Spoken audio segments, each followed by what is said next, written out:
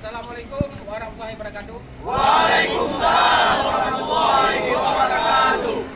Hari ini Minggu 15 bulan Juni, saya Senator Aceh Azhari Jage bersama dengan mahasiswa-mahasiswa mengadakan pertemuan di Kupu Aceh Darussalam, Banda Aceh, yang bahwa kami DPR RI, DPD RI dan pemerintah Aceh bersama dengan mahasiswa-mahasiswa bersepakat menolak dengan tegas SK Menteri Dalam Negeri yang menetapkan 4 pulau Aceh masuk ke dalam wilayah Provinsi Sumut.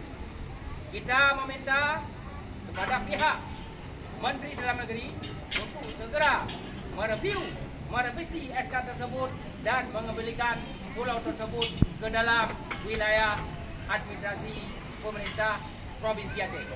Dan kita juga meminta ini menjadi atensi penuh daripada Bapak yang terhormat Prabowo Subianto, Presiden Republik Indonesia, agar menjadi perhatian dan mengambil atensi penuh untuk permasalahan pulau ini.